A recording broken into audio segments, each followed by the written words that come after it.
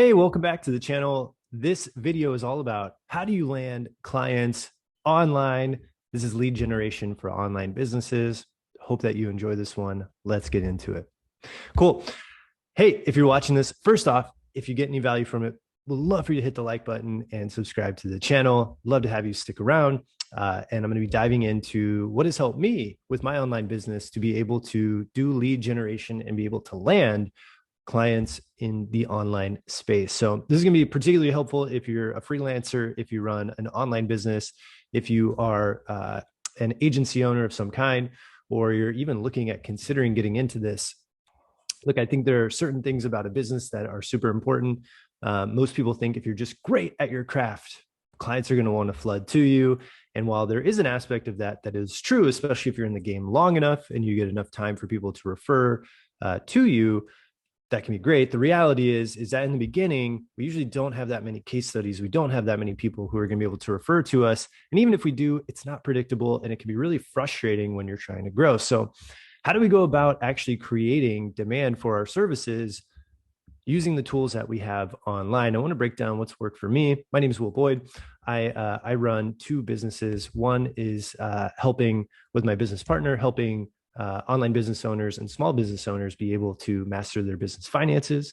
And the other is a private marketing consulting company that I run, which is pretty much me self-employed, coaching and training other people on how to do things like this, which is how do you get more leads online and how do you attract clients? And so we're going to talk about what I'd consider the first phase of business, which is, let's say you are looking for your first 5 to 10 clients. If you're at somewhere else where you have 5 to 10 clients and it's steady, you can invest into further things down the road, like paid advertising. But we're not going to go into that now. We're going to just talk about how do you land your first 5 to 10 clients doing online lead generation. So I just want to share with you the things that work for me. I think some are a little bit longer term, but really powerful, and some are shorter term. And so the first thing that worked for me that I think is more of a long-term play when it comes to getting clients online, when I was a freelancer, and when I mean freelancer back then, I was just making websites for people and doing some social media campaigns for small businesses, in particular physical therapy clinics, because I'm a physical therapist and that's how I got into this world. And the way that I became a freelancer, though, is I started my own podcast. And I know you might be thinking, well, I already provide a service or product. Why would I need to create a podcast to do online lead generation?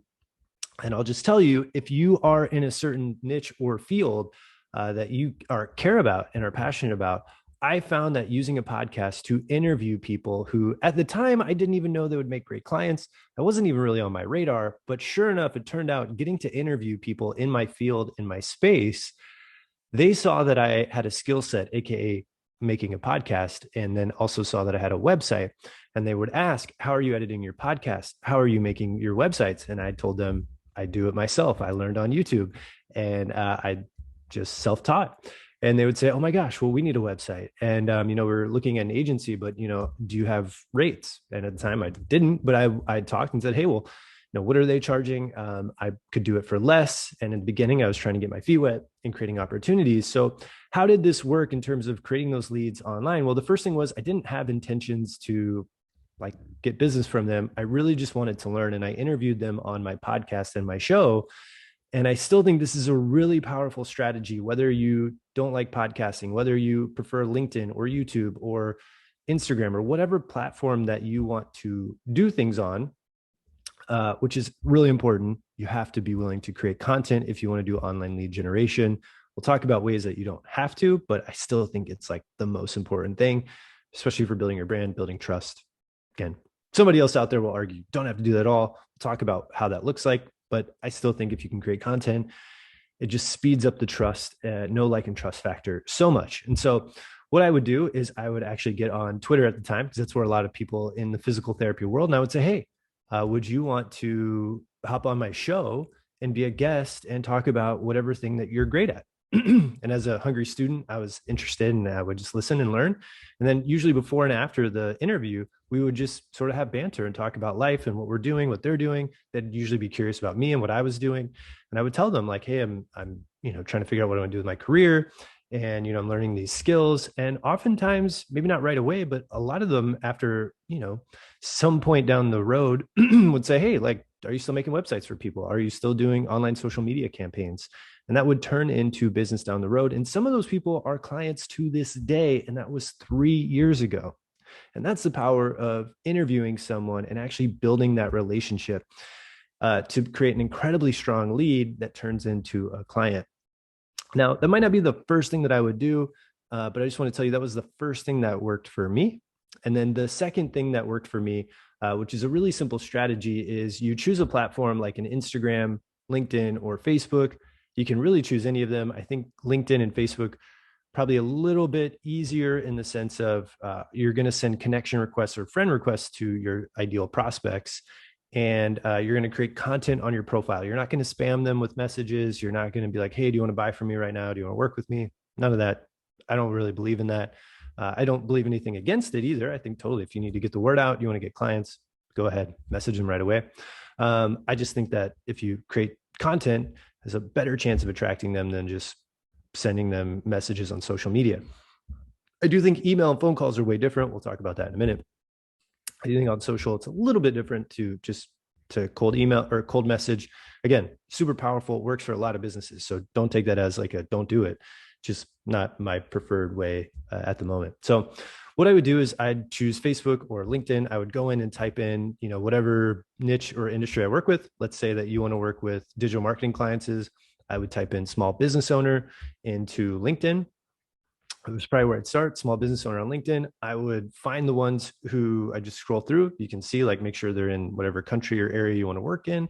And I would start sending connection requests. And at the moment, this is 2021 and the fall of 2021, you can send you can do like 100 connection requests a week.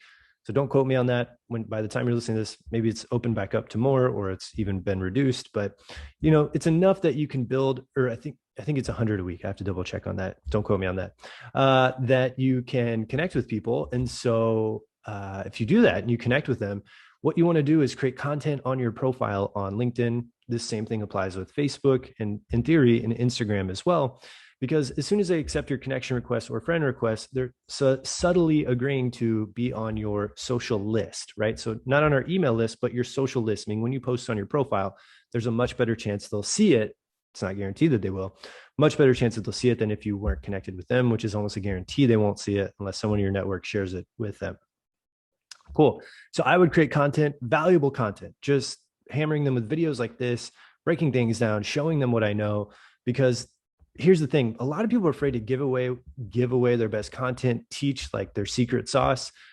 If you're trying to provide a service to most businesses owners don't want to learn and take the time to learn how to do the thing that you're great at.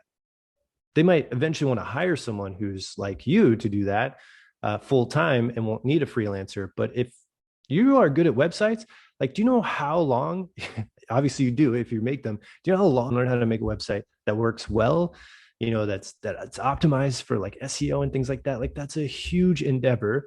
I would gladly, as a small business owner, pay someone to be able to just jump through that hoop for me and be able to get that done. And so I think teaching everything, it shows your expertise. It shows, your skill set.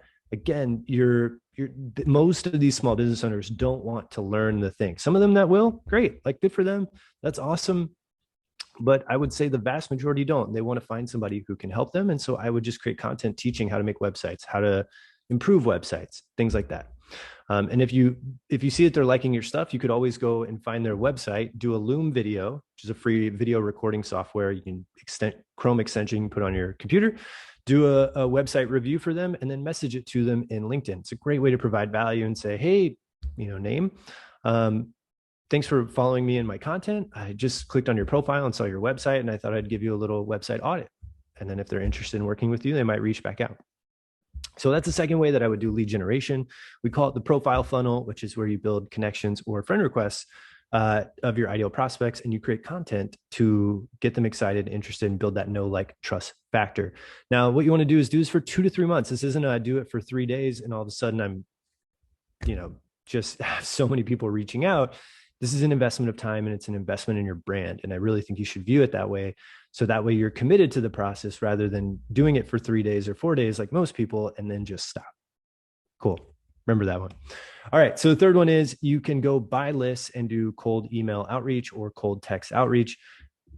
be careful where you're at. Some of the, some places in the world or in certain states, is from what I know, aren't a huge fan of this and can even shut your email account down or potentially even a text phone number down.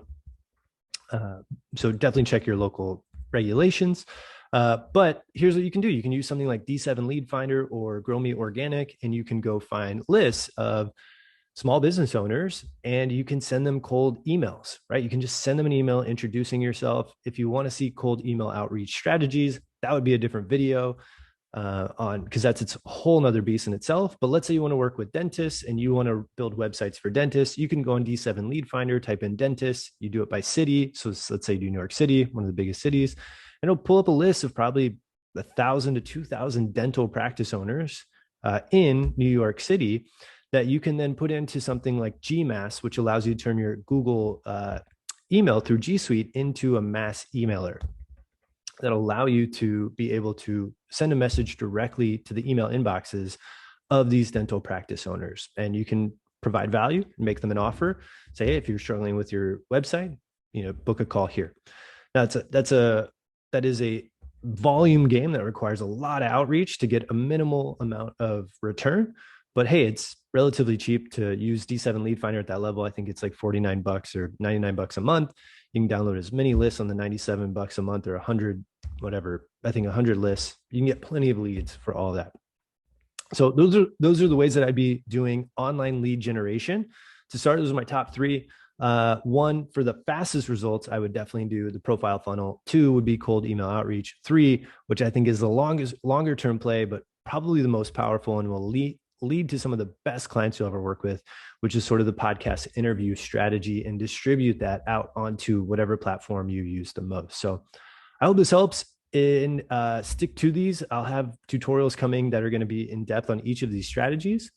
But if you're getting value from this, please hit the like button and subscribe to the channel so you can get more content like this to grow your small business. See you on the next video.